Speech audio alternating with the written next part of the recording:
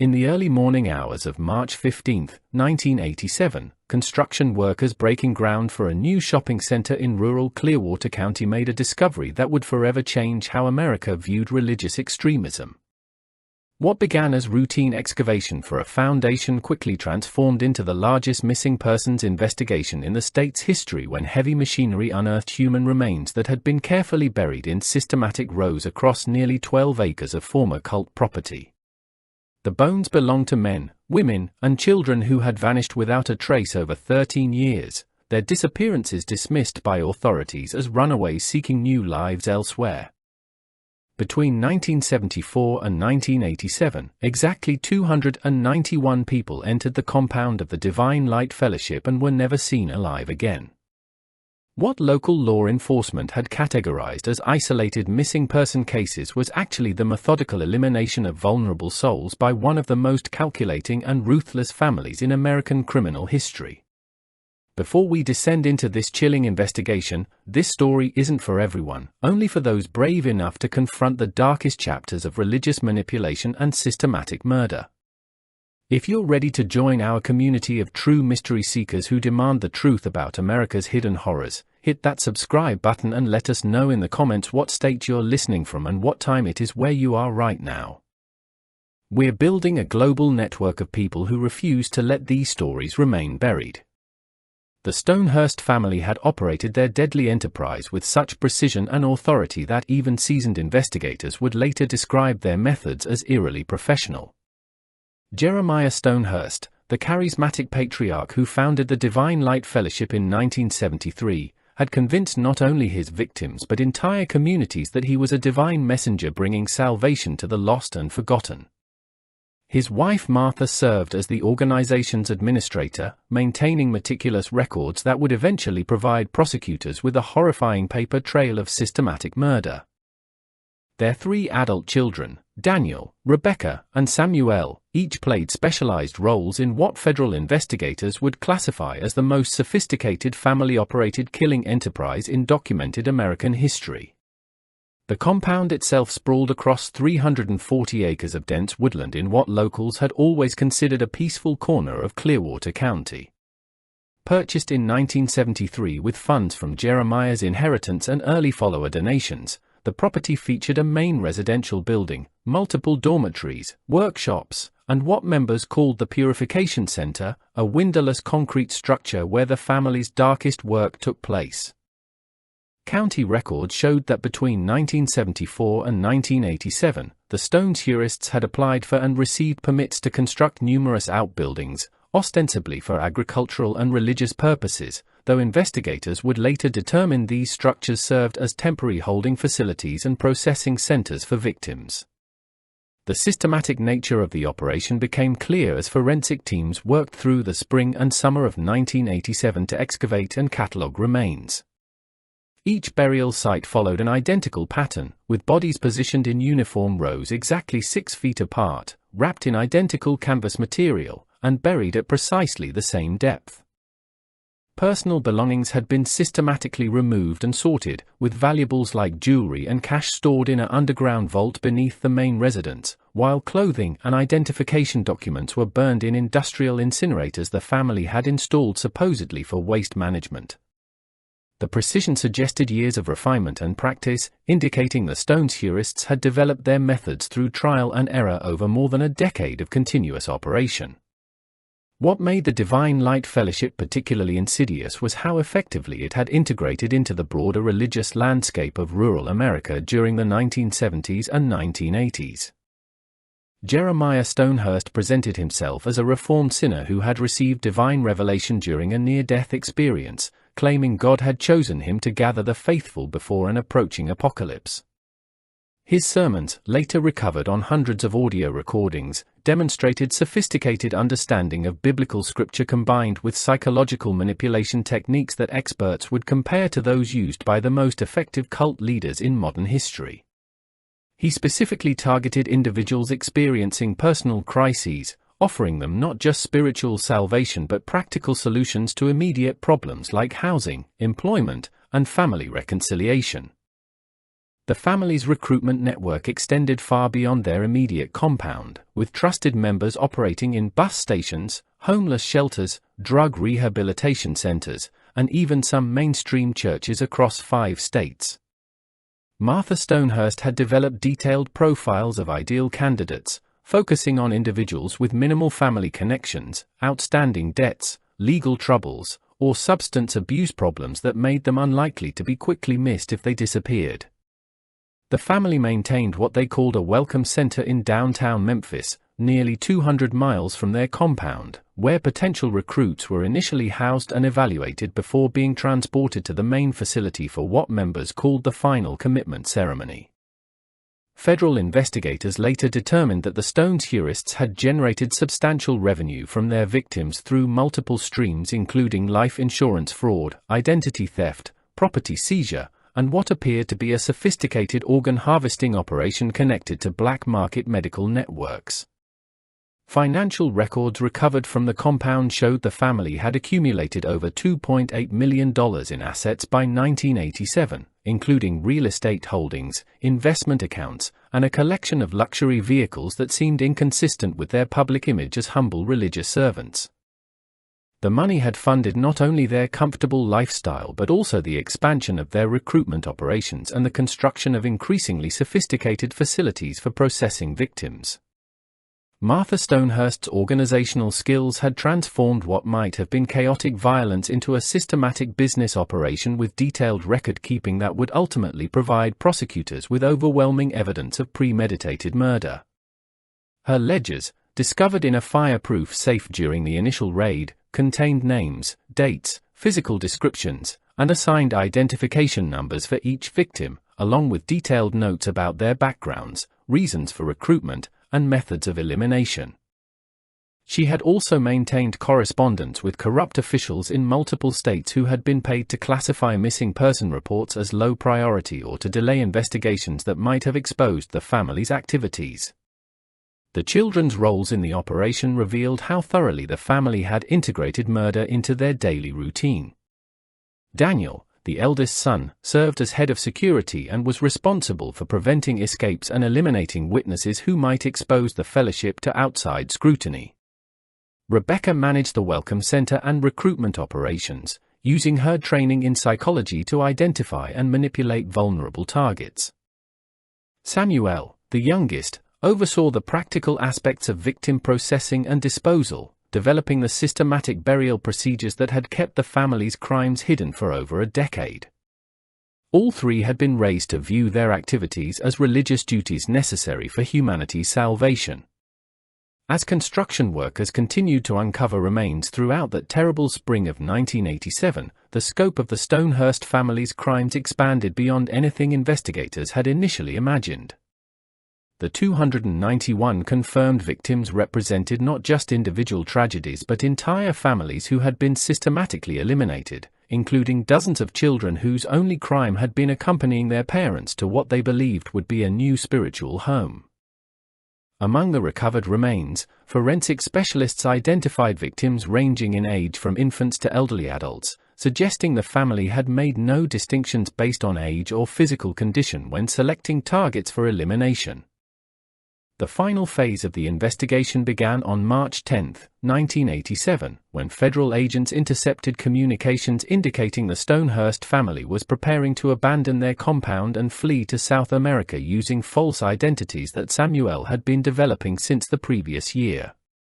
This intelligence prompted immediate action by a joint task force combining FBI agents, Tennessee Bureau of Investigation personnel, and local law enforcement agencies under Detective Rodriguez's coordination. The urgency of preventing the family's escape required accelerated planning for what would become one of the largest domestic law enforcement operations in Tennessee history. Samuel's escape preparations revealed sophisticated contingency planning that included multiple evacuation routes, cached supplies positioned throughout the southeastern states, and coordination with international criminal networks capable of providing safe passage to countries without extradition treaties. His technical expertise had enabled the construction of hidden vehicle modifications, communication systems resistant to electronic surveillance, and identity documentation sophisticated enough to pass initial inspection by border security personnel. These preparations demonstrated that the family had always anticipated eventual exposure while maintaining confidence in their ability to evade accountability through careful planning and criminal connections. The family's final elimination program targeted the remaining 43 fellowship members who possessed knowledge about their criminal operations, representing the largest single massacre in their 13-year killing enterprise.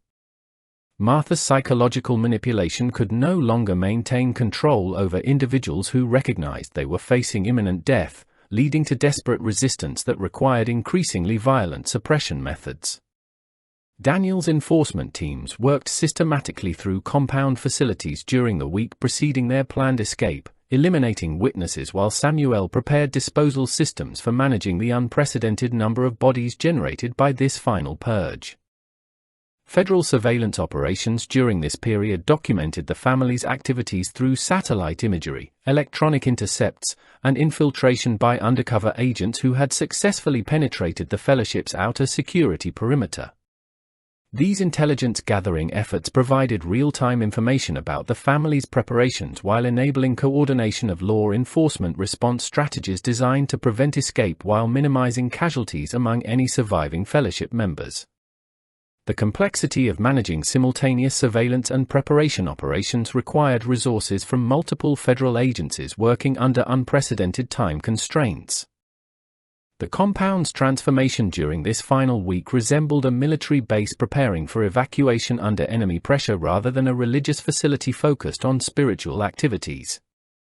Samuel's defensive preparations included explosive devices positioned to destroy evidence while creating barriers against law enforcement penetration, communication systems designed to coordinate resistance activities, and escape tunnels connecting critical facilities to concealed exit points beyond the compound's official boundaries. These preparations revealed engineering sophistication that exceeded anything law enforcement agencies had previously encountered in domestic criminal cases.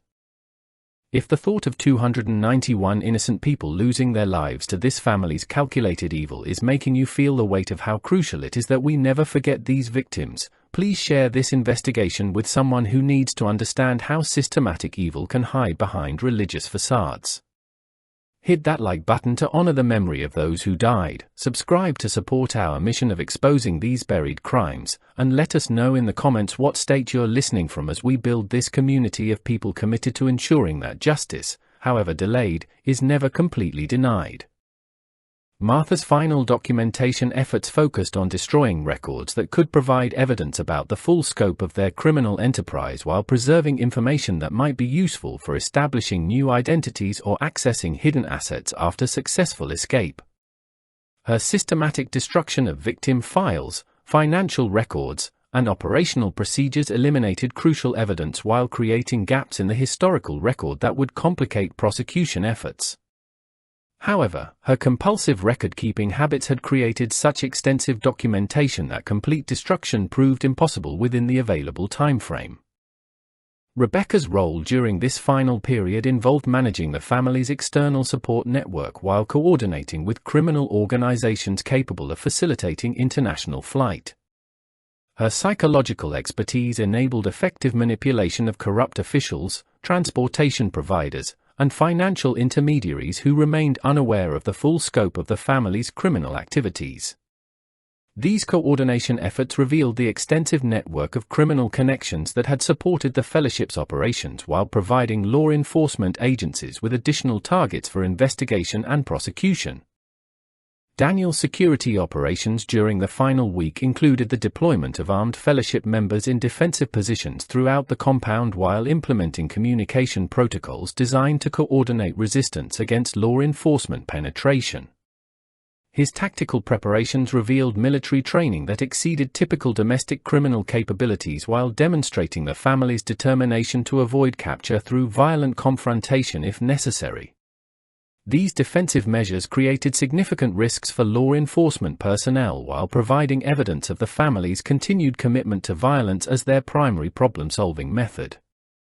The family's financial liquidation efforts accelerated during this period as they attempted to convert remaining assets into portable wealth that could support extended periods in international hiding.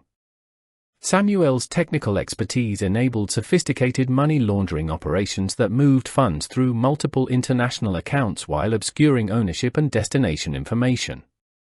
However, federal financial investigators had already implemented monitoring systems that tracked these transactions while coordinating with international agencies to prevent successful asset concealment. Jeremiah's psychological condition deteriorated significantly during this final period as the stress of managing escape preparations while maintaining leadership authority over increasingly desperate fellowship members exceeded his remaining mental capabilities. His public statements during this period revealed complete abandonment of religious pretenses in favor of open threats against law enforcement personnel and government officials who threatened his continued freedom. These statements provided additional evidence of his criminal mindset while demonstrating the complete collapse of his carefully maintained public persona. The compound's final communication intercepts revealed detailed information about the family's planned escape timeline, transportation methods, and intended destinations that enabled law enforcement agencies to coordinate interception efforts across multiple states and international boundaries. These intelligence sources provided crucial advantages for planning the eventual raid while preventing the family's escape through advanced positioning of federal agents at critical transportation nodes. The sophistication of these intercept operations demonstrated how modern law enforcement capabilities had evolved beyond the family's ability to counter through traditional criminal methods. Fellowship members who managed to escape during this final period provided additional testimony about the family's elimination activities and escape preparations while revealing details about compound facilities and defensive measures that proved invaluable for planning law enforcement response strategies. Their willingness to risk their lives by providing information to authorities demonstrated that even the most sophisticated psychological control systems could not completely suppress moral resistance among individuals who retained connection to conventional ethical standards. The evidence accumulated during this final phase provided prosecutors with comprehensive documentation of the family's systematic criminal enterprise while establishing clear patterns of premeditated murder that would support the most serious charges available under federal law. The combination of witness testimony, physical evidence, financial records, and communication intercepts created an overwhelming case that would ultimately result in successful prosecution of all family members involved in the 13-year killing spree that claimed 291 lives. The coordinated federal raid on the Divine Light Fellowship compound began at dawn on March 15, 1987, exactly 13 years after the Stonehurst family had committed their first murder at the facility. Over 200 federal agents from the FBI, ATF, and Tennessee Bureau of Investigation surrounded the 340-acre property while specialized teams prepared to penetrate defensive positions that Samuel had spent months constructing. The operation's complexity reflected the unprecedented nature of confronting a family-operated killing enterprise that had successfully eliminated 291 victims while maintaining sophisticated security and escape capabilities that exceeded typical domestic criminal organizations. The initial assault encountered fierce resistance from Daniel Stonehurst's security teams, who had positioned themselves in fortified locations throughout the compound with instructions to prevent law enforcement access while enabling the family's escape through concealed tunnels. The firefight that erupted during the first hour of the raid resulted in casualties among both law enforcement personnel and fellowship members while demonstrating the family's commitment to violent resistance rather than surrender. Federal tactical teams required specialized equipment and coordinated air support to overcome defensive positions that had been designed specifically to counter traditional law enforcement penetration methods. Samuel's explosive devices created additional hazards during the raid as federal agents triggered booby traps positioned to destroy evidence while eliminating potential witnesses who might survive the confrontation. His systematic destruction of victim disposal areas eliminated crucial forensic evidence while creating dangerous conditions that slowed the law enforcement advance and enabled additional time for the family's escape attempts. However, his engineering expertise could not compensate for the overwhelming resources deployed by federal agencies that had prepared extensively for this confrontation based on intelligence gathered over months of surveillance. The capture of Martha Stonehurst occurred during the third hour of the raid when federal agents breached the main residential building and discovered her attempting to destroy the last remaining financial records that documented the family's criminal profits. Her resistance to arrest included attempts to detonate explosive devices that would have eliminated additional evidence while killing the federal agents who had cornered her in the compound's administrative center. However, her lack of technical expertise with Samuel's demolition systems prevented successful evidence destruction while providing agents with crucial documentation that would later support prosecution efforts.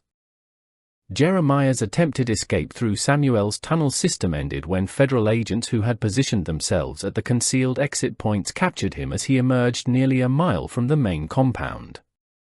His final statements during arrest revealed complete abandonment of religious pretenses as he threatened federal agents and demanded contact with international criminal associates who he claimed would facilitate his release. These statements provided additional evidence of his criminal mindset while demonstrating the extensive network of corrupt officials and criminal organizations that had supported the Fellowship's operations throughout its 13-year existence.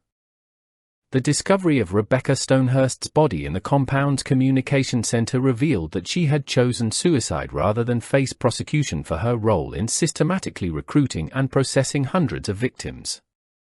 Her final actions included the destruction of recruitment records and communication logs that might have provided evidence about the Fellowship's broader criminal network while eliminating intelligence that could have supported prosecution of additional conspirators.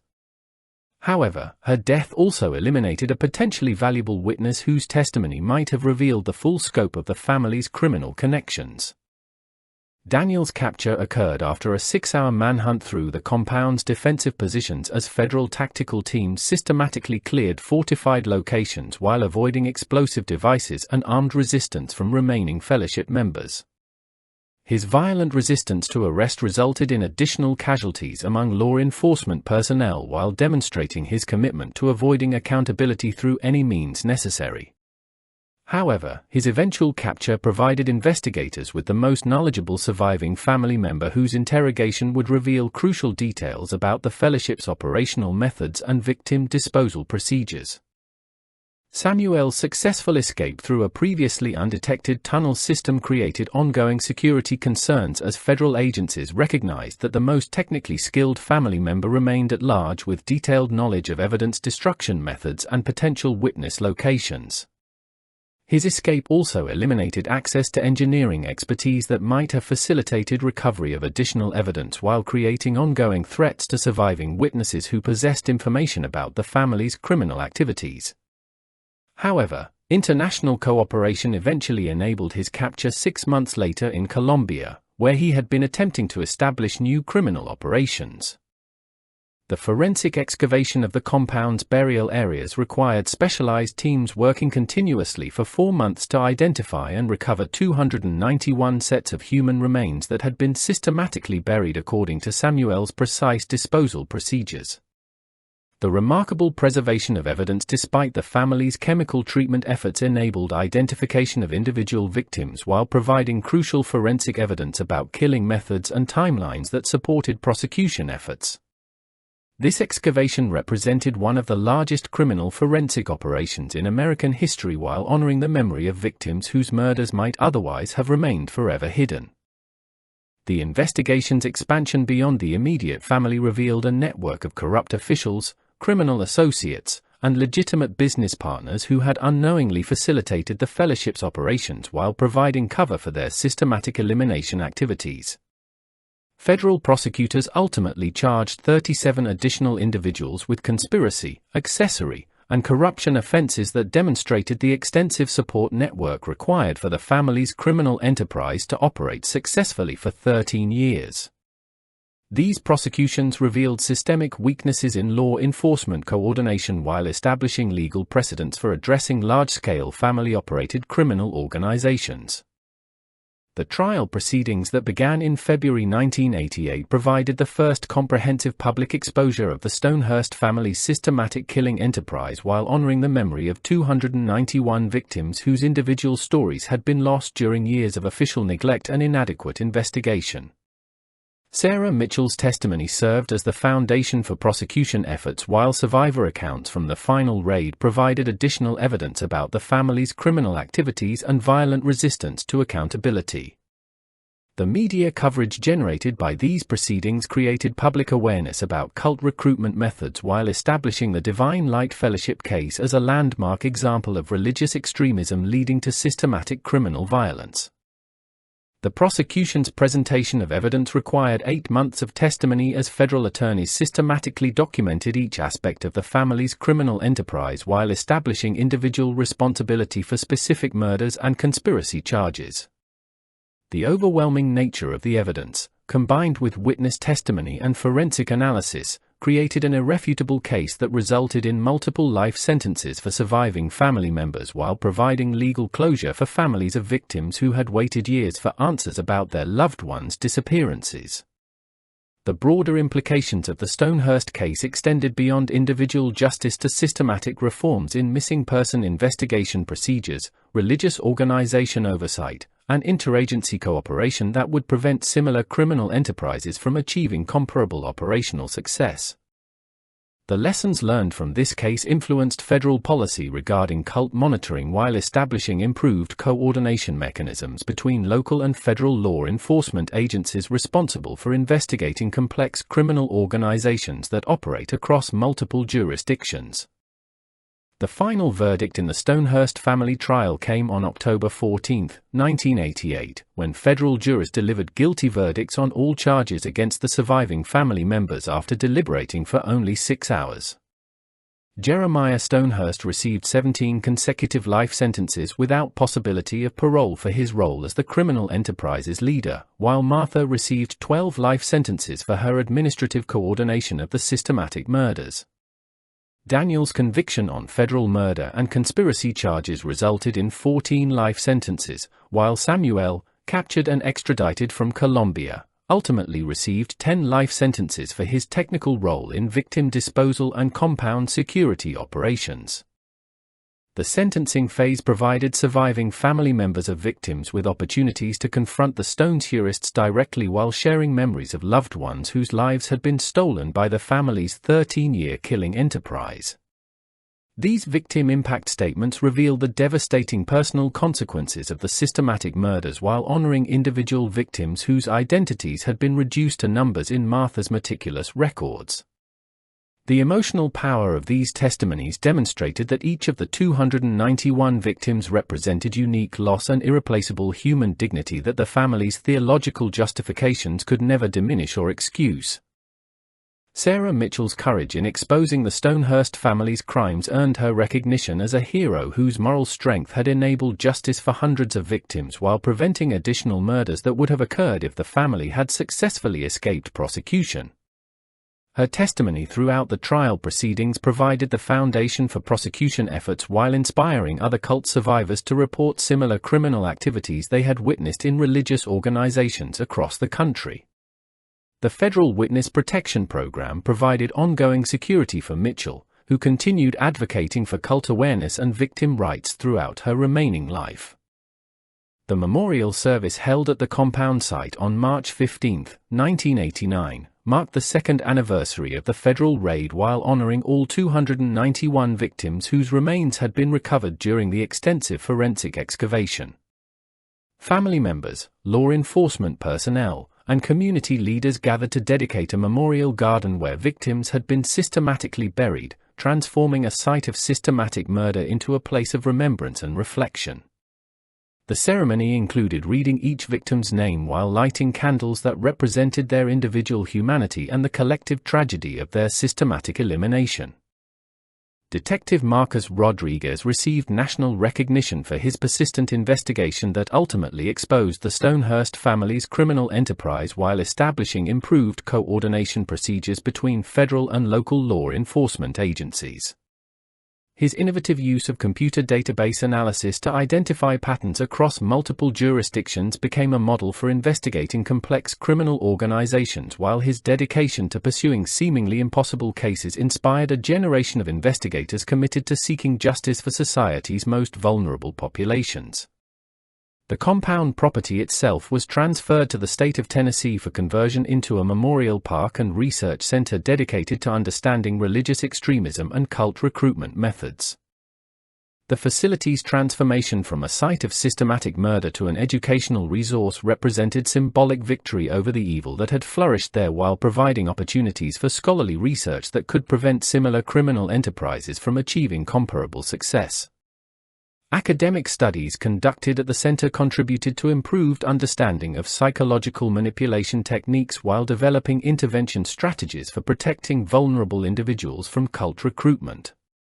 If this investigation into one of America's most systematic family-killing enterprises has reminded you why we must never stop demanding justice for forgotten victims, please share this story with someone who needs to understand how evil can disguise itself as salvation. Subscribe to support our mission of exposing these buried crimes. Hit that like button to honor the 291 people whose lives were stolen by the Stonehurst family, and let us know in the comments what lessons you think we should learn from this tragic chapter in our nation's hidden history. The broader impact of the Stonehurst case extended far beyond individual prosecutions to systematic reforms in religious organization oversight, missing person investigation procedures, and interagency cooperation that addressed systemic weaknesses the family had exploited throughout their criminal enterprise. Federal legislation strengthened reporting requirements for religious organizations while establishing improved coordination mechanisms between agencies responsible for investigating complex criminal activities that cross jurisdictional boundaries. These reforms honored victims' memory by ensuring their deaths contributed to preventing similar tragedies in the future. The psychological studies conducted on surviving family members provided unprecedented insights into the development of systematic criminal behavior within family structures while revealing how ordinary individuals could be transformed into willing participants in mass murder through gradual conditioning and theological manipulation.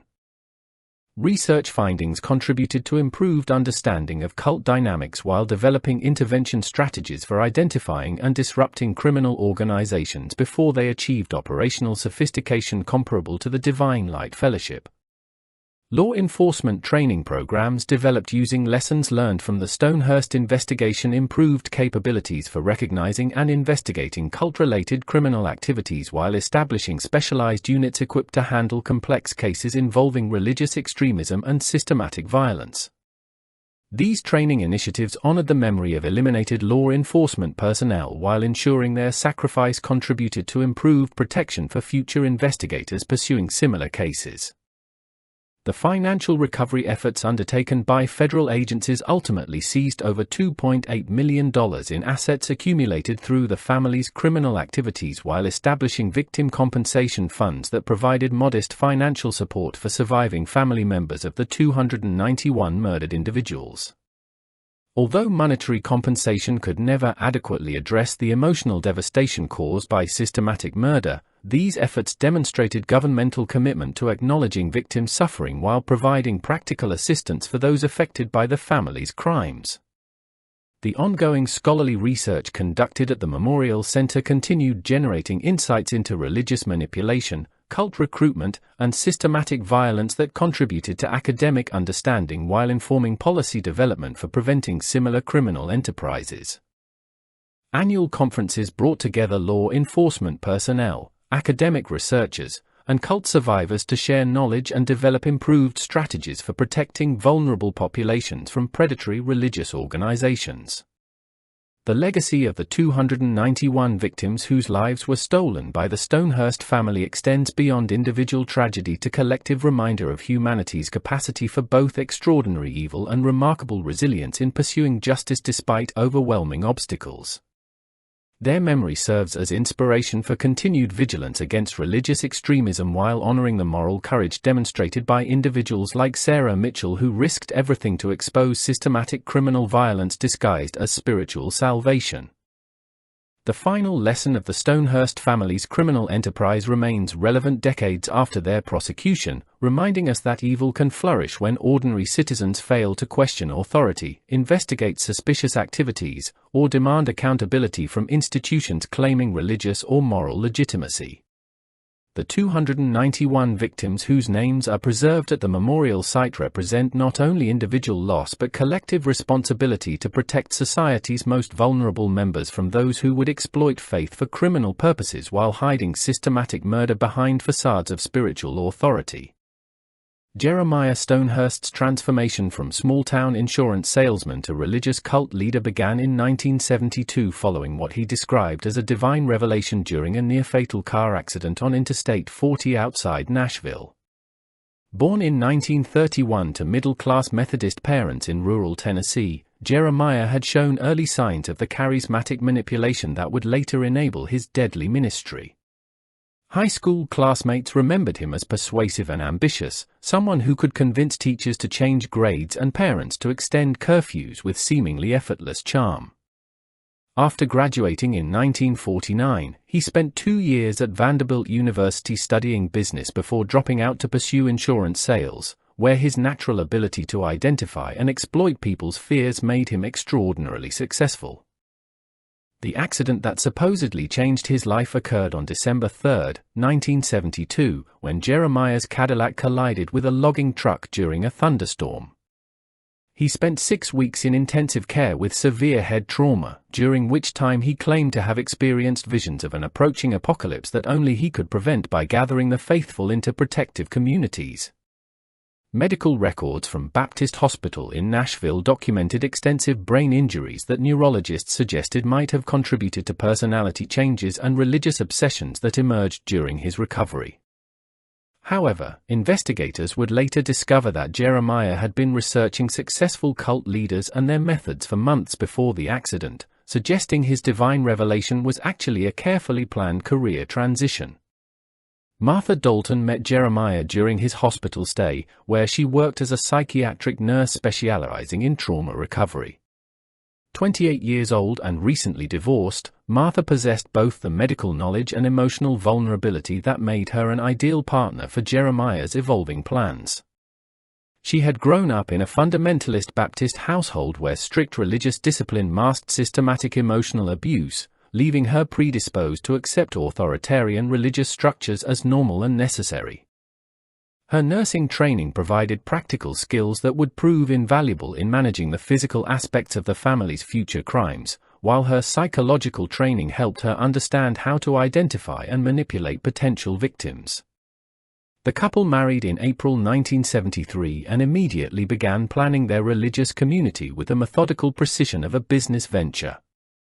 Using Jeremiah's insurance industry contacts and Martha's medical connections, they identified rural areas where disappearances might go unnoticed and where local law enforcement lacked resources for thorough investigations. The Clearwater County property was purchased through a shell corporation that obscured their involvement, while public records showed the Divine Light Fellowship as a legitimate religious organization incorporated under Tennessee's generous religious exemption laws. Their 3 children, born between 1974 and 1978, were raised to view murder as a sacred duty necessary for humanity's salvation. Family videos recovered during the FBI raid showed disturbing footage of the children participating in what they called purification ceremonies from remarkably young ages, suggesting their psychological conditioning began virtually from birth. Daniel, Rebecca, and Samuel were homeschooled using curriculum that combined traditional religious education with practical training in victim identification, psychological manipulation, and disposal techniques that the family presented as essential life skills for the coming apocalypse. If this chilling family history is making you realize how easily manipulation can disguise itself as salvation, share this video with someone who needs to understand the warning signs of dangerous religious groups. Hit that like button to support our investigation into America's most hidden crimes, and don't forget to subscribe to join our growing community of truth seekers who refuse to let these stories remain buried in forgotten police files.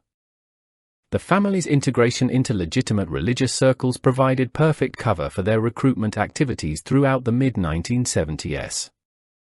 Jeremiah established relationships with mainstream pastors across the Southeast, presenting himself as a reformed sinner who had dedicated his life to helping society's most desperate individuals find spiritual redemption. His compelling personal testimony about surviving the accident and receiving divine guidance resonated with religious leaders who unknowingly provided him with access to their most vulnerable congregants. Martha's medical background allowed her to volunteer at hospitals and clinics where she could identify patients experiencing personal crises that made them susceptible to the family's recruitment techniques. By 1976, the Divine Light Fellowship had attracted its first 100 members, most of whom genuinely believed they were participating in a legitimate religious community dedicated to preparing for Christ's second coming. The family maintained careful separation between their public religious activities and their private elimination program, ensuring that many fellowship members remained unaware of the systematic murders occurring within their community. This compartmentalization allowed the Stones heurists to maintain their reputation as dedicated religious servants while simultaneously developing the infrastructure and expertise necessary for large-scale killing operations. The family's evolution from religious charlatans to systematic killers appears to have occurred gradually between 1974 and 1976, as they discovered that eliminating problematic members was both practically useful and psychologically satisfying.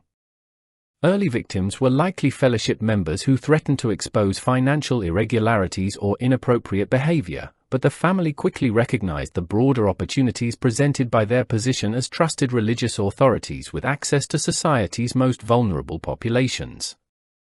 Their success in making these initial disappearances appear voluntary convinced them that they could operate indefinitely without detection, setting the stage for the 13-year killing spree that would claim 291 lives. The Divine Light Fellowship's transformation from legitimate religious community to systematic killing operation occurred gradually between 1974 and 1976 as the Stonehurst family refined their methods through experimentation on early victims. The compound's initial construction phase focused on creating the appearance of a traditional religious retreat, with a main chapel, dining facilities, and modest dormitories that could house approximately 60 people in communal living arrangements. However, beneath this facade of spiritual purpose, the family was secretly designing and building the infrastructure necessary for their true mission, the systematic elimination of society's most vulnerable individuals. Jeremiah's sermons during this period, preserved on audio recordings that would later serve as crucial evidence, reveal his sophisticated understanding of psychological manipulation techniques. He presented the fellowship as humanity's last hope before an imminent apocalypse, claiming that God had chosen him to identify and gather the faithful while simultaneously purging the world of those too corrupted for salvation. His theological framework provided religious justification for murder by categorizing victims as spiritually dead individuals whose physical elimination served divine purpose. Members were taught that participating in these purification ceremonies was not only morally acceptable but absolutely necessary for their own spiritual advancement. The family's victim selection criteria became increasingly systematic as their operation expanded. Martha's psychiatric training enabled her to develop detailed psychological profiles of ideal targets, focusing on individuals whose disappearances would generate minimal investigation or public concern. Priority candidates included homeless individuals with substance abuse problems, runaway teenagers from dysfunctional families, recent immigrants with limited English skills, and elderly people estranged from their relatives. The family maintained recruitment operations in Memphis, Little Rock, Birmingham, and Atlanta, with trusted fellowship members serving as scouts who identified potential victims and initiated the recruitment process. Early operational methods centered around what the family called welcome ceremonies, elaborate psychological conditioning sessions designed to break down victims' resistance while simultaneously assessing their potential value to the organization. New arrivals underwent intensive evaluation periods lasting several weeks, during which fellowship members monitored their behavior, documented their backgrounds, and determined whether they possessed skills, resources, or connections that might benefit the community.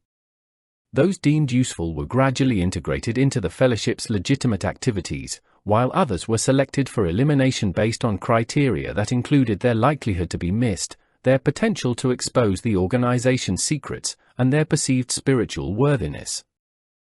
The Purification Center, completed in late 1975, represented the culmination of the family's early planning and experimentation.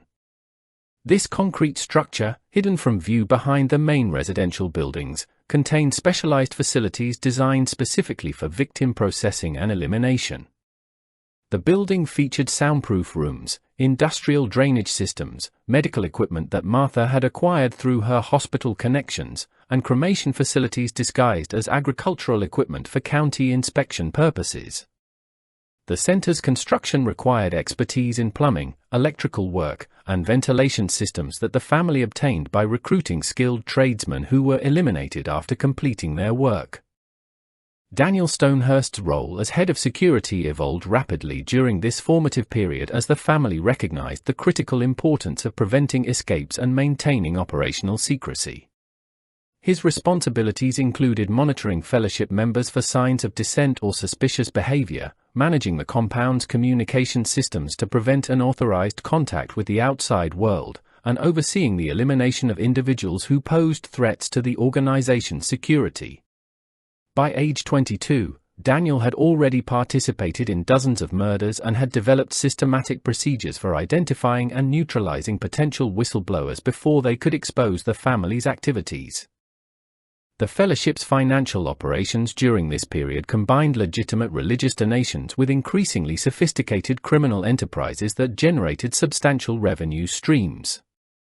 Martha's administrative skills enabled the family to establish multiple bank accounts under various religious and charitable organization names, while Jeremiah's insurance industry experience provided expertise in fraud techniques that allowed them to collect benefits on deceased victims.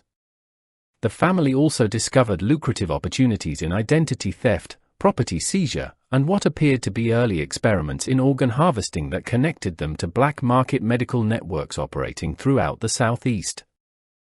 Rebecca Stonehurst's psychological manipulation abilities made her extraordinarily effective at managing the recruitment process and maintaining fellowship members' loyalty despite growing evidence of the organization's true nature.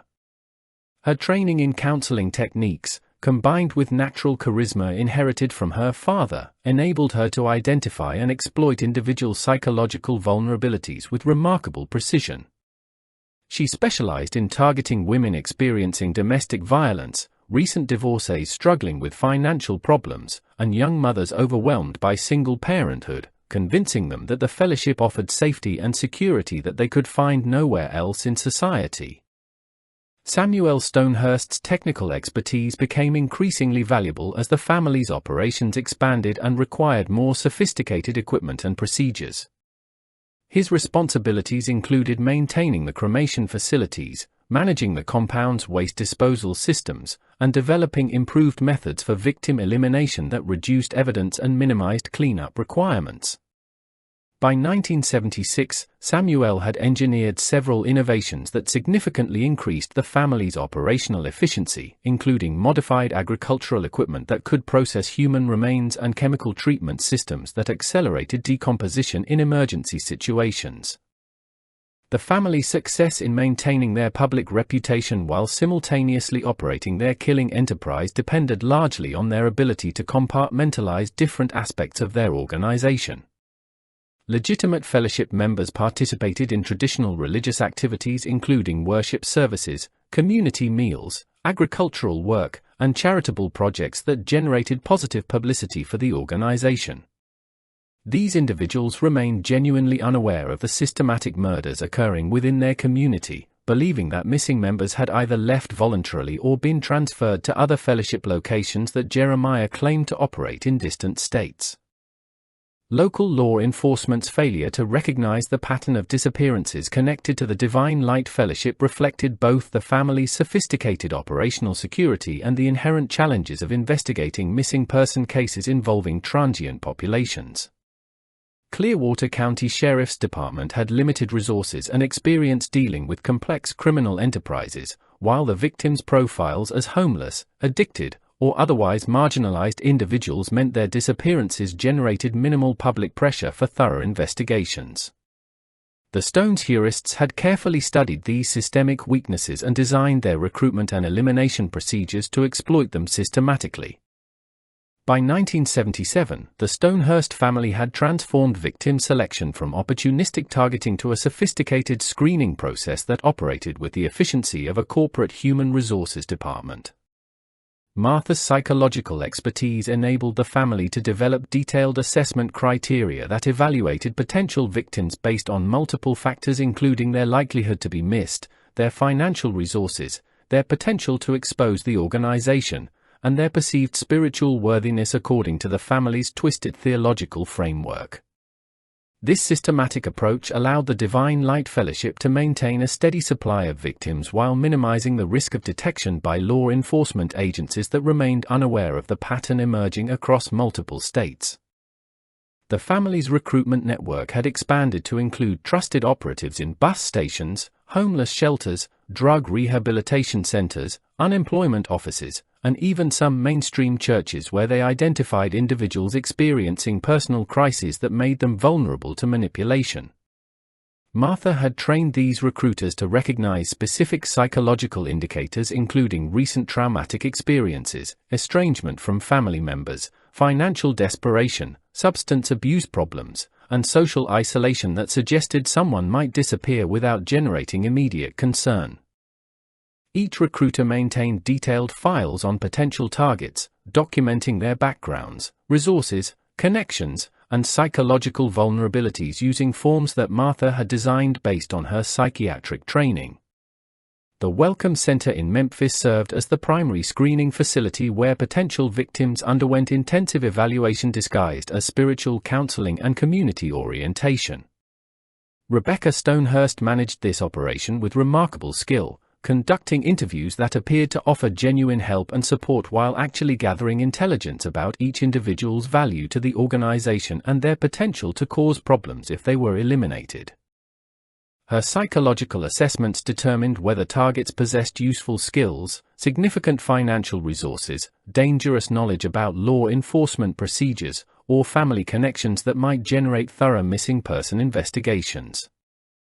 High-value targets included individuals with medical training, legal expertise, technical skills, or access to institutional resources that could benefit the fellowship's legitimate operations before their eventual elimination. Martha specifically sought nurses, paramedics, and medical technicians whose knowledge could improve the family's victim processing procedures, while Jeremiah targeted former military personnel whose tactical expertise could enhance compound security. The family also prioritized victims who carried substantial cash, valuable jewelry, or identification documents that could be used for identity theft schemes that generated significant revenue streams. The family's theological justification system provided religious framework for their victim selection criteria, with Jeremiah developing elaborate spiritual classification schemes that categorized targets based on their perceived corruption levels and spiritual redemption potential. According to his teachings, individuals suffering from addiction, mental illness, or criminal backgrounds were spiritually dead beings whose physical elimination served God's purpose by preventing their further contamination of society. This framework enabled fellowship members to participate in victim identification and processing while believing they were performing sacred duties rather than facilitating systematic murder. Daniel Stonehurst's security protocols ensured that victim selection proceeded according to strict operational guidelines designed to minimize exposure risks and maximize organizational benefits. His procedures required detailed background investigations of potential targets, including verification of their family connections, employment history, legal status, and social relationships that might generate investigation if they disappeared. Daniel maintained extensive files on rejected candidates who were deemed too dangerous to approach, including individuals with law enforcement connections, strong family ties, or public profiles that would generate media attention if they vanished. The family's victim processing timeline typically extended over several months, beginning with initial contact through their recruitment network and progressing through evaluation, conditioning, exploitation, and finally elimination phases that were carefully orchestrated to extract maximum value from each target. During the evaluation phase, victims were housed at the Welcome Center where they underwent psychological assessment disguised as spiritual counseling, while fellowship members monitored their behavior and documented their resources, skills, and potential security risks. Samuel Stonehurst's technical innovations had significantly improved the family's ability to process victims efficiently while minimizing evidence that could link disappearances to the Divine Light Fellowship. His modifications to agricultural equipment enabled rapid disposal of human remains, while his chemical treatment systems accelerated decomposition and reduced the risk that bodies might be discovered during routine property maintenance. Samuel also developed standardized procedures for victim elimination that reduced processing time and ensured consistent results regardless of which family member performed the actual killing. The conditioning phase represented Martha's most sophisticated psychological manipulation techniques, as she systematically broke down victims' resistance while simultaneously gathering detailed information about their backgrounds, resources, and connections that might prove valuable to the organization. Her methods included isolation from outside contact, sleep deprivation, nutritional manipulation, and intensive indoctrination sessions that convinced victims they had found spiritual salvation while actually preparing them for elimination. This phase typically lasted between 2 and 8 weeks, depending on the victim's psychological resilience and their perceived value to the fellowship. Financial exploitation occurred simultaneously with psychological conditioning, as the family systematically seized victims' assets through coercion, fraud, and theft that was disguised as voluntary donations to support the fellowship's religious mission. Martha had developed sophisticated techniques for accessing bank accounts, transferring property ownership, and collecting insurance benefits that generated substantial revenue while creating paper trails suggesting victims had voluntarily liquidated their assets before leaving the area. These financial crimes often continued for months or years after victims' elimination, as the family used stolen identities to maintain access to ongoing income streams. The elimination phase followed standardized procedures that Samuel had refined through extensive experimentation with different methods, equipment, and disposal techniques that minimized evidence while maximizing efficiency. His protocols ensured that victims were processed quickly and quietly, with remains disposed of according to systematic burial procedures that had successfully concealed hundreds of bodies across the compound's 12-acre disposal area. The family's success in maintaining these operations without detection demonstrated their remarkable ability to combine religious manipulation with criminal sophistication. Quality control measures implemented by Martha ensured that victim selection and processing procedures remained consistent across all family members and trusted fellowship operatives involved in recruitment and elimination activities. Her detailed documentation requirements created comprehensive records of each victim's background, processing timeline, asset seizure, and disposal location that would eventually provide prosecutors with overwhelming evidence of premeditated murder. However, during the operational period, these records enabled the family to track their efficiency, identify potential security risks, and continuously refine their methods to maintain their deadly enterprise while avoiding detection by increasingly sophisticated law enforcement agencies. Between 1979 and 1983, the Divine Light Fellowship reached the height of its deadly efficiency as the Stonehurst family perfected their systematic approach to mass murder and expanded their operations across 7 southeastern states. During this peak period, the family was eliminating an average of 37 victims annually while simultaneously maintaining their public reputation as dedicated religious servants committed to helping society's most vulnerable populations.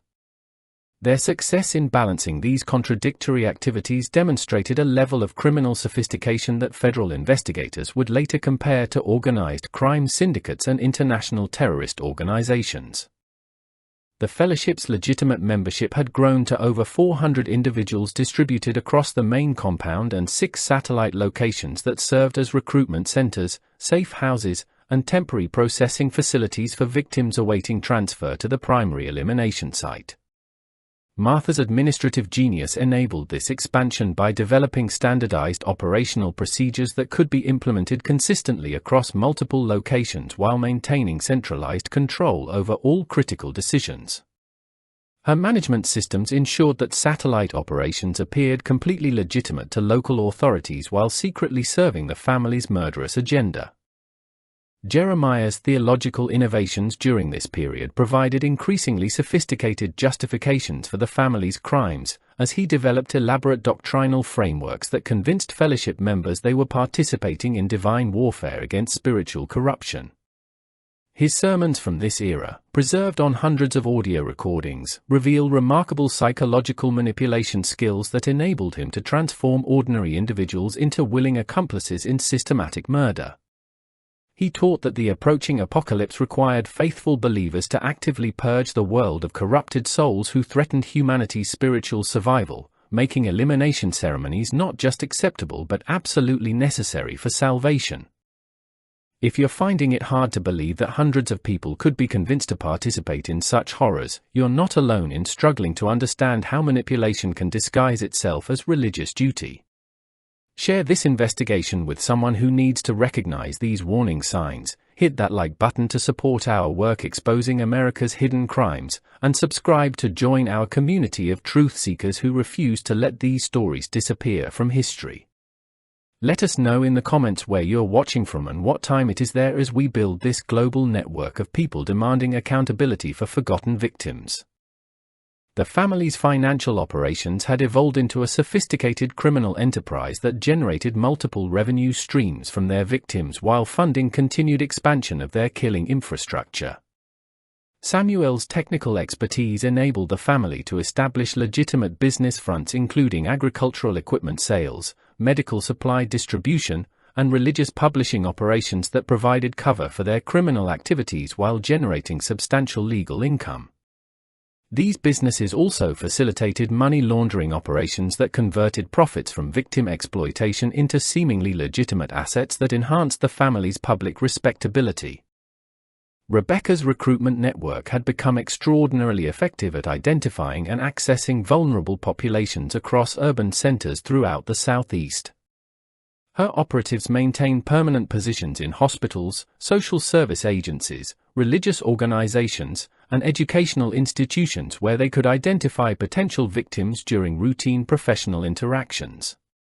This infiltration strategy provided the family with continuous access to individuals experiencing personal crises while simultaneously giving them advance warning of any investigations that might threaten their operations. Daniel's security apparatus had expanded to include electronic surveillance systems, communication intercept capabilities, and a network of informants within law enforcement agencies who provided early warning of potential investigations. His counterintelligence operations ensured that the family remained ahead of any official scrutiny while his enforcement activities eliminated witnesses and informants who posed threats to organizational security. During this peak period, Daniel was personally responsible for eliminating over 60 individuals who had attempted to expose the fellowship's true nature or escape from compound facilities.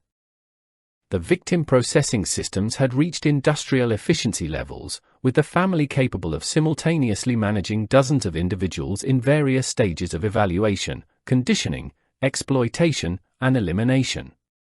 Martha's psychological conditioning programs had become so effective that many victims actively participated in their own exploitation, believing they were making necessary sacrifices for spiritual advancement while actually transferring their assets to the family and preparing for their own murders. This psychological control enabled the family to manage large numbers of victims with minimal security risks while maximizing the financial and practical benefits derived from each elimination. Samuel's disposal innovations had solved the logistical challenges of managing hundreds of bodies while maintaining operational security and environmental safety. His chemical treatment systems reduced human remains to manageable quantities that could be buried in systematic patterns across the compound's disposal areas without creating detectable environmental contamination or generating suspicious odors that might alert neighbors or officials. These technical achievements enabled the family to maintain their killing operations indefinitely without accumulating evidence that could expose their crimes. The fellowship's integration into legitimate religious communities provided perfect cover for their expanded operations as Jeremiah established relationships with mainstream denominational leaders who unknowingly endorsed his work and provided access to their congregations. His reputation as a reformed sinner dedicated to helping society's outcasts made him a popular speaker at religious conferences and charitable events where he could identify potential victims while simultaneously raising funds for fellowship operations. These public appearances generated positive media coverage that enhanced the family's credibility while providing opportunities for recruitment and intelligence gathering. Martha's medical connections had evolved into a sophisticated network that included corrupt physicians, medical equipment suppliers, and pharmaceutical distributors who provided the family with resources necessary for their victim processing operations.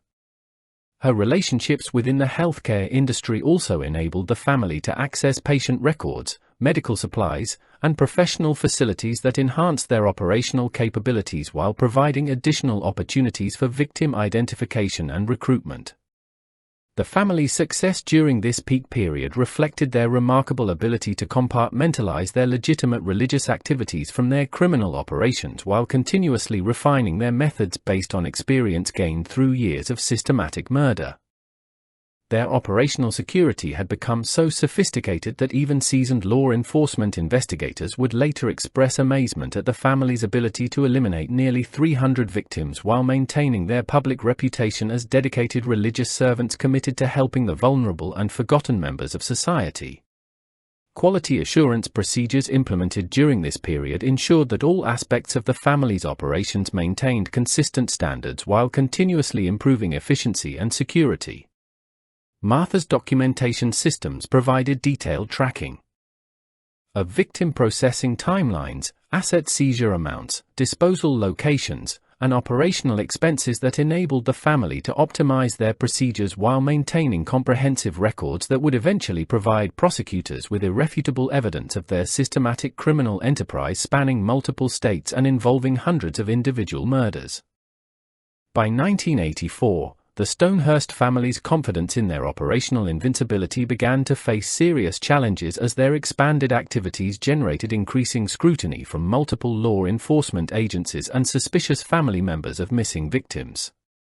The first significant threat emerged when Patricia Coleman, a social worker from Memphis, began documenting patterns in missing person reports that suggested systematic targeting of vulnerable populations by unknown perpetrators. Her unofficial investigation identified 17 individuals who had last been seen in the vicinity of the Divine Light Fellowship's recruitment centers, creating the first documented connection between disappearances and the Stonehurst organization.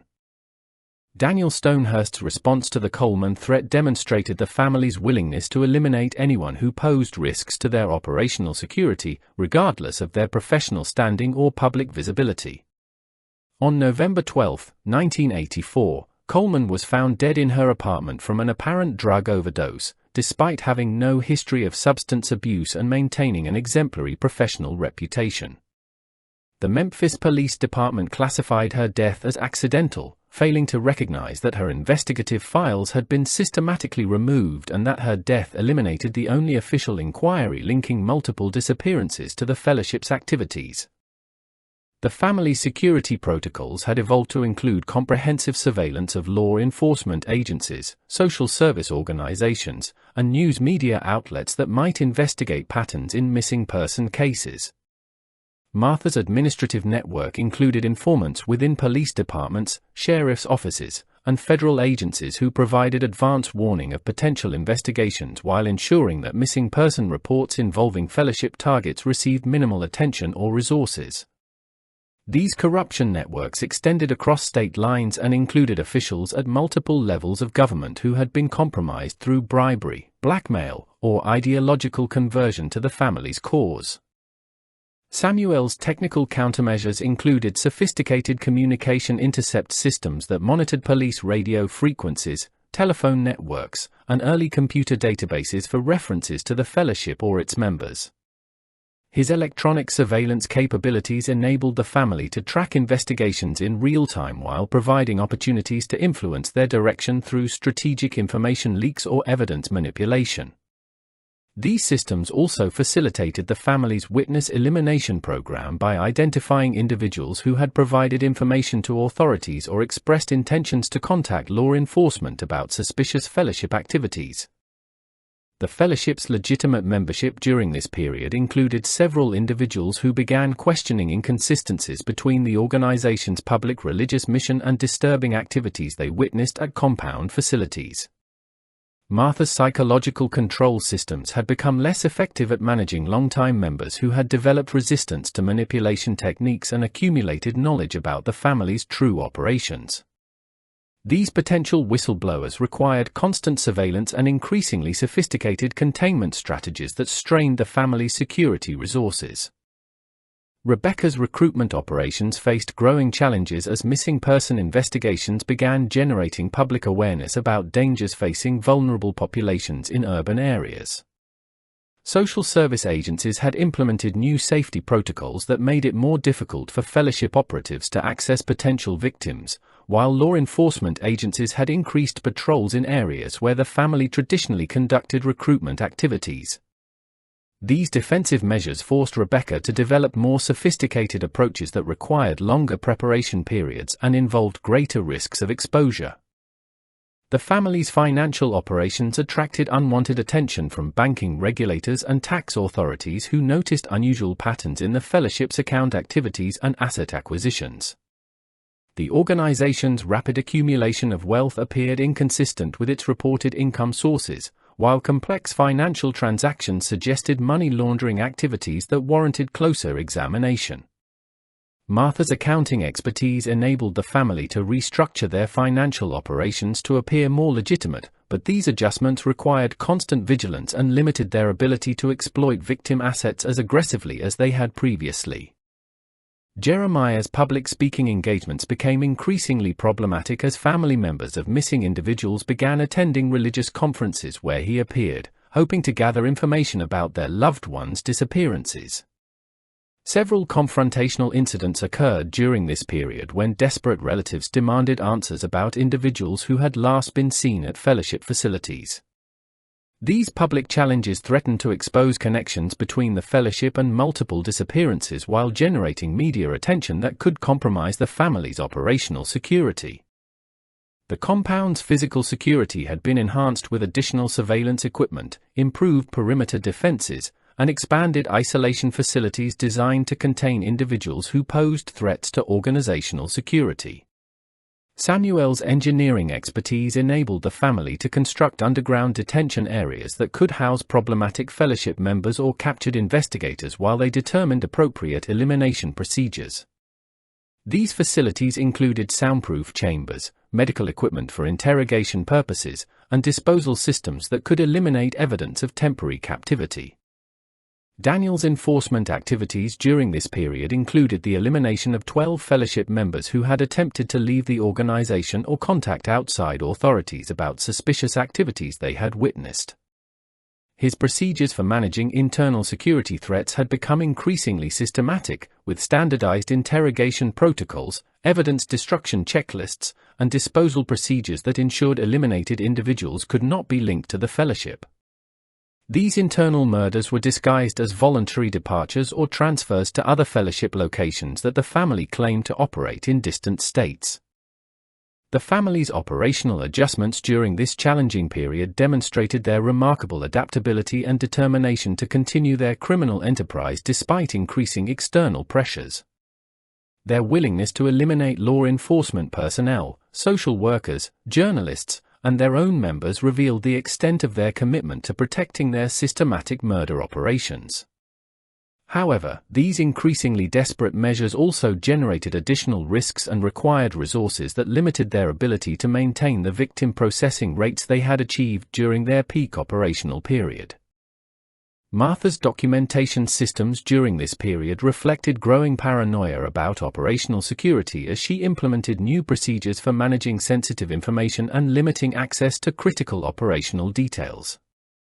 Her records from 1984 and 1985 show evidence of systematic purging of potentially incriminating documents while maintaining only essential information necessary for continued operations. These security measures would ultimately limit the evidence available to prosecutors, though sufficient documentation remained to demonstrate the systematic nature of the family's criminal enterprise. The fellowship's public relations efforts intensified during this period as the family recognized the importance of maintaining their reputation as legitimate religious servants despite growing scrutiny from multiple sources. Jeremiah's charitable activities expanded to include high-profile donations to mainstream religious organizations and community service projects that generated positive media coverage while providing opportunities for continued recruitment and intelligence gathering. These efforts successfully maintained the family's public credibility even as their private operations became increasingly desperate and violent.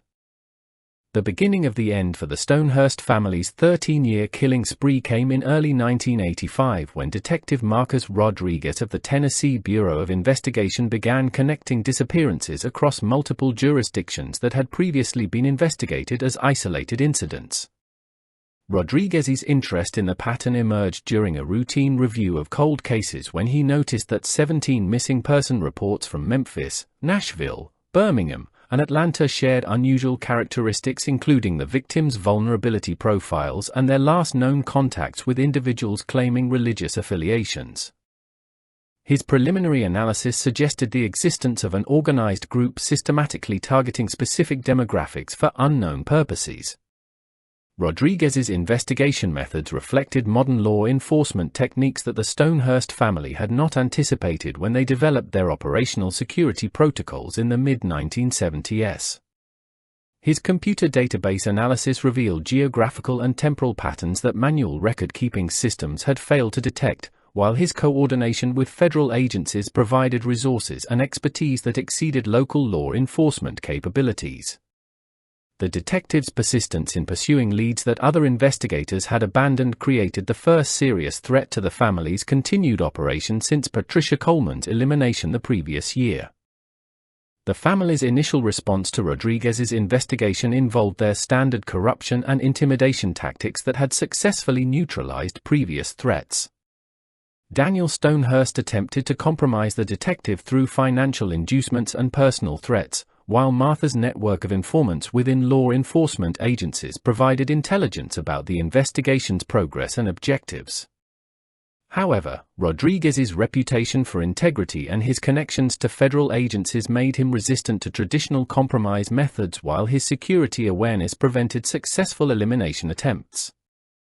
Fellowship members during this period began experiencing increased psychological pressure as the family's paranoia about security breaches generated more restrictive internal policies and harsher punishments for perceived disloyalty.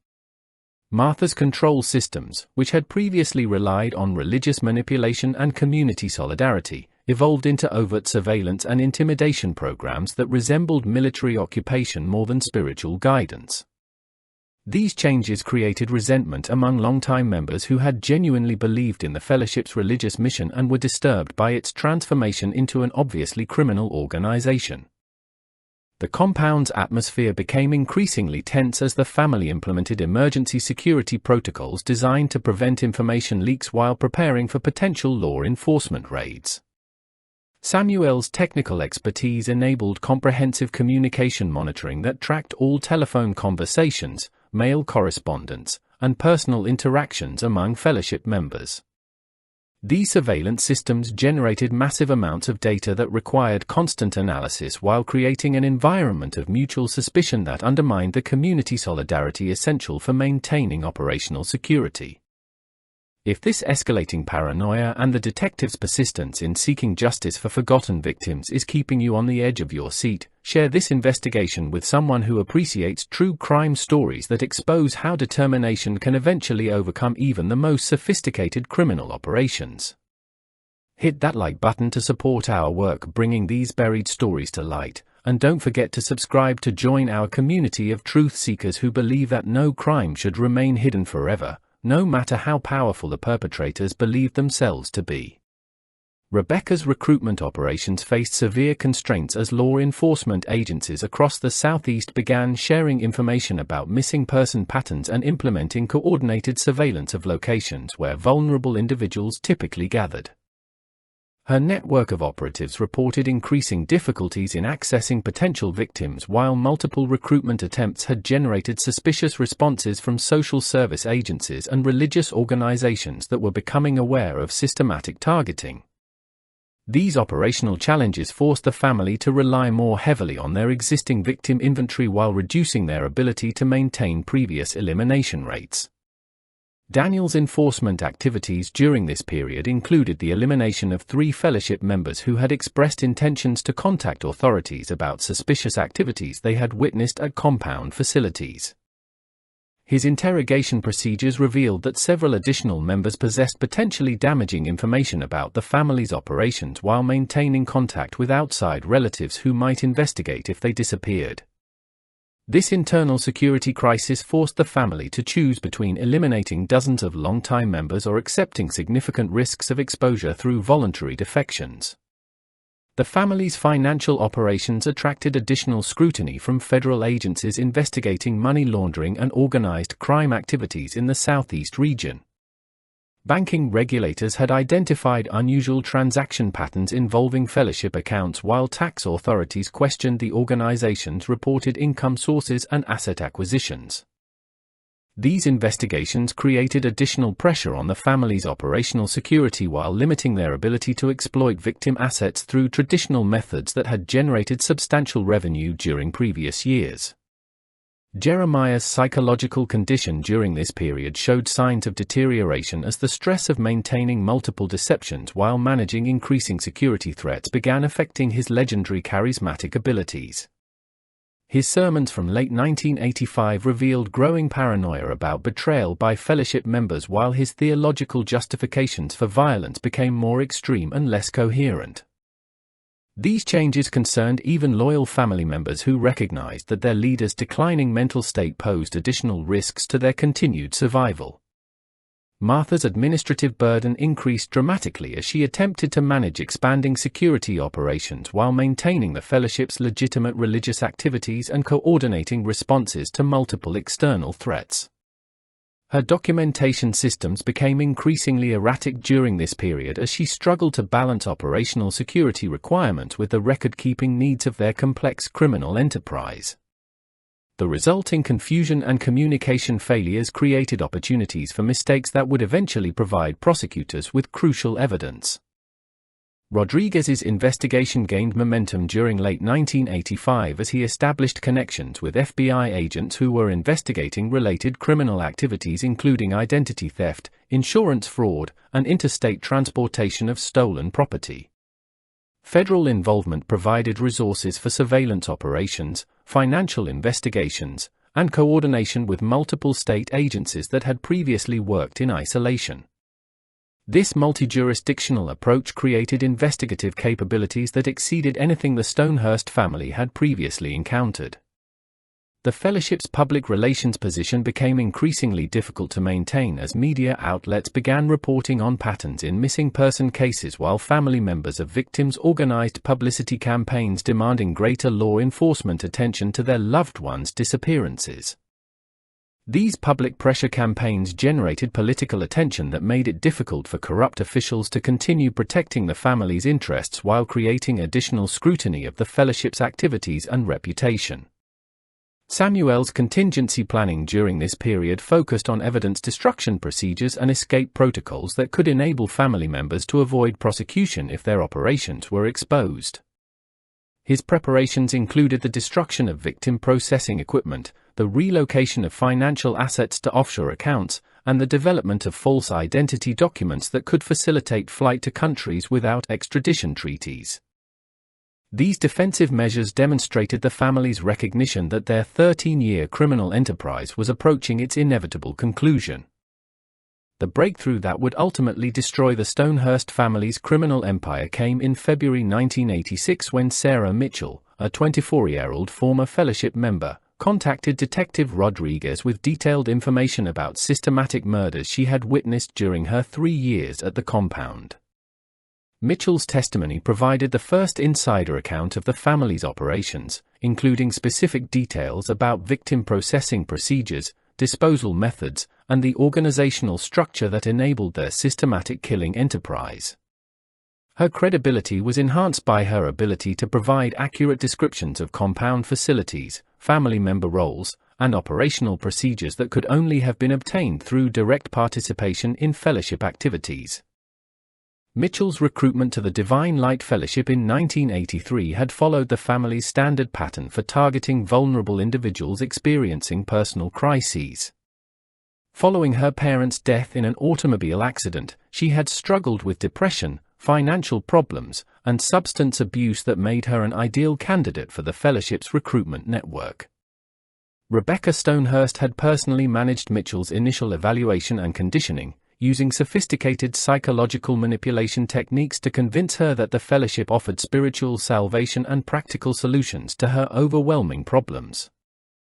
Her integration into fellowship operations had occurred gradually over 18 months as the family assessed her reliability and usefulness while gradually exposing her to increasingly disturbing activities. Initially assigned to legitimate religious duties including cooking, cleaning, and administrative support, Mitchell had slowly gained access to restricted areas of the compound where she witnessed victim processing activities that the family presented as necessary purification ceremonies. Her medical training as a licensed practical nurse made her valuable for assisting with the technical aspects of victim elimination, while her psychological vulnerability ensured her compliance through fear and indoctrination. The specific incident that motivated Mitchell's eventual escape occurred in November 1985 when she was ordered to assist with the elimination of Robert Chen, a 42-year-old engineer who had discovered evidence of the family's criminal activities while working on compound infrastructure improvements. Mitchell's detailed description of Chen's murder provided prosecutors with their first eyewitness account of the family's killing procedures, including the use of medical equipment to ensure victims remained conscious during their elimination while minimizing physical evidence that could be detected during forensic examination. Mitchell's knowledge of the compound's disposal areas proved invaluable for directing the eventual forensic excavation that would uncover 291 sets of human remains buried according to systematic patterns she had helped implement. Her testimony described Samuel Stonehurst's burial procedures in precise detail, including the specific depths, spacing, and orientation used for different categories of victims. She also provided information about the chemical treatment systems used to accelerate decomposition and the rotation schedule that ensured burial areas remained concealed from casual observation. Her escape from the compound in December 1985 had required careful planning and assistance from David Thompson, a maintenance worker who had also grown disturbed by fellowship activities and possessed knowledge of security systems that enabled their successful departure. Thompson's technical expertise complemented Mitchell's insider knowledge, providing investigators with comprehensive understanding of both the operational and security aspects of the family's criminal enterprise. Their collaboration demonstrated that even the Stonehurst family's sophisticated control systems could not completely prevent internal resistance from developing among members who retained moral awareness. Rodriguez's handling of Mitchell's testimony reflected professional expertise in managing cooperative witnesses whose information could expose them to retaliation from sophisticated criminal organizations.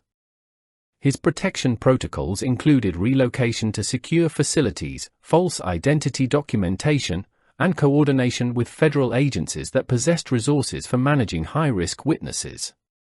These security measures proved essential when Daniel Stonehurst attempted to eliminate Mitchell through hired assassins who had successfully tracked her initial relocation efforts. The corroboration process for Mitchell's testimony involved extensive verification of her claims through independent sources including satellite imagery analysis, financial records examination, and coordination with law enforcement agencies in states where the fellowship had operated recruitment centers. Her detailed knowledge of fellowship operations enabled investigators to obtain search warrants for specific locations, while her insights into family member roles provided frameworks for understanding the organizational structure of their criminal enterprise. Mitchell's psychological evaluation by FBI behavioral specialists confirmed her credibility while identifying the sophisticated manipulation techniques that had enabled her recruitment and control by the Stonehurst family. Her recovery process revealed the extent of psychological damage inflicted by her fellowship experience while demonstrating remarkable resilience and moral courage in her decision to expose the systematic murders she had witnessed. These evaluations provided additional evidence about the family's psychological control methods while establishing Mitchell's competence as a witness for eventual prosecution proceedings.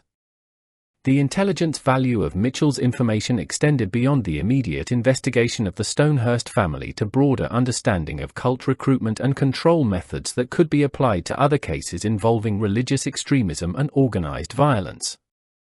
Her detailed descriptions of fellowship indoctrination procedures provided law enforcement agencies with improved capabilities for identifying and disrupting similar organizations before they could achieve the operational sophistication demonstrated by the Divine Light Fellowship. Thompson's technical knowledge complemented Mitchell's operational insights by providing detailed information about the compound's infrastructure, security systems, and communication networks that had enabled the family's criminal activities. His expertise in electrical and mechanical systems explained how the family had modified agricultural equipment for victim disposal, while his knowledge of surveillance technology revealed the extent of their counterintelligence capabilities. This technical intelligence proved essential for planning the eventual raid that would capture physical evidence and prevent the family's escape. The verification of Mitchell and Thompson's testimony through independent investigation revealed additional evidence that strengthened the case against the Stonehurst family while exposing the broader network of corruption that had protected their operations. Banking records confirmed financial transactions described by the witnesses, while communication intercepts provided evidence of ongoing criminal activities including victim recruitment and asset exploitation. These corroborating sources transformed witness testimony into comprehensive criminal cases that could withstand legal challenges. Mitchell's courage in exposing the Stonehurst family's crimes represented a critical turning point in the investigation that transformed theoretical suspicions about systematic disappearances into concrete evidence of mass murder. Her willingness to risk her life by providing testimony against sophisticated killers demonstrated the moral strength that the family's psychological control systems had been unable to completely suppress. Her testimony would ultimately enable the prosecution of one of the most extensive family-operated killing enterprises in American criminal history, while providing justice for 291 victims whose murders might otherwise have remained forever hidden. The Stonehurst family's awareness of Sarah Mitchell's betrayal triggered a desperate escalation of violence as they attempted to eliminate witnesses, destroy evidence, and prepare for what they recognized as an inevitable law enforcement confrontation. Daniel Stonehurst's immediate response included the systematic elimination of 12 fellowship members who possessed potentially damaging knowledge about the family's operations, while Samuel began implementing emergency protocols designed to destroy physical evidence and conceal the extent of their criminal enterprise. These frantic activities demonstrated that even the most sophisticated criminal organization could be undermined by a single witness willing to risk everything for justice. The family's initial attempt to discredit Mitchell's testimony involved a coordinated campaign of character assassination that utilized their network of corrupt officials and sympathetic religious leaders to portray her as a mentally unstable drug addict whose claims represented delusional fantasies rather than factual observations. Martha's psychological expertise enabled sophisticated disinformation strategies that exploited Mitchell's legitimate struggles with depression and substance abuse to undermine her credibility with law enforcement agencies and potential jury members. However, the specific accuracy of her detailed testimony about compound facilities and operational procedures made these discrediting efforts ultimately ineffective. Jeremiah's response to the crisis revealed the full extent of his psychological deterioration as he abandoned his carefully maintained public persona and embraced openly violent rhetoric that shocked even longtime fellowship members who had witnessed years of systematic murder. His emergency sermons during this period described an apocalyptic battle between divine servants and satanic law enforcement agents, calling for fellowship members to prepare for violent resistance against government persecution. These inflammatory statements provided additional evidence of his criminal mindset while alienating moderate members who had retained some connection to conventional moral standards. The compound's transformation into an armed fortress during early 1986 reflected Samuel's engineering expertise applied to defensive preparations designed to prevent law enforcement access while enabling the destruction of critical evidence. His modifications included reinforced barriers, surveillance systems, communication jammers, and explosive devices that could eliminate victim disposal areas if the compound was successfully penetrated. These preparations demonstrated the family's recognition that their 13-year criminal enterprise was approaching its inevitable conclusion while revealing their determination to avoid capture and prosecution. Daniel's elimination program during this period included not only fellowship members but also external individuals who had provided information to Detective Rodriguez or expressed intentions to cooperate with law enforcement investigations. His assassination team successfully eliminated 6 potential witnesses, including a former fellowship accountant, 2 recruitment operatives, and 3 family members of victims who had been pressuring authorities for more thorough investigations. These murders demonstrated the family's continued operational capabilities while providing additional evidence of their criminal enterprise's scope and sophistication. The family's financial liquidation efforts involved transferring assets to offshore accounts, converting property holdings to cash, and establishing escape funds that could support extended periods in countries without extradition treaties. Martha's administrative skills enabled rapid disposition of legitimate business holdings while concealing the movement of criminally obtained wealth through complex transactions designed to frustrate asset recovery efforts. However, federal financial investigators had already identified many of these accounts and implemented monitoring systems that would ultimately prevent successful asset concealment. Rebecca's final recruitment operations focused on acquiring individuals with specific skills that could assist with the family's defensive preparations, including former military personnel, explosives experts, and communication specialists who could enhance their capabilities for violent resistance. Her psychological manipulation techniques proved effective at convincing desperate individuals to join what she presented as a religious community under government persecution, though many of these late recruits would eventually provide additional witness testimony about the family's criminal activities and violent preparations.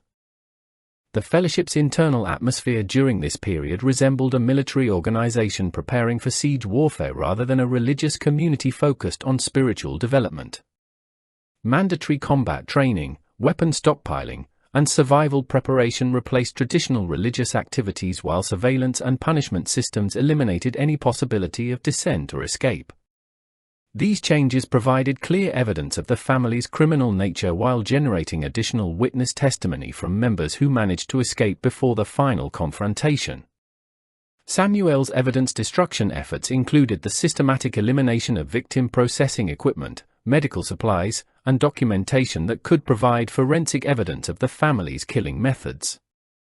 His chemical treatment of disposal areas was designed to accelerate decomposition and eliminate DNA evidence, while his destruction of financial records aimed to prevent prosecutors from establishing the full scope of the family's criminal profits. However, the massive scale of their operations made complete evidence elimination impossible within the limited time available.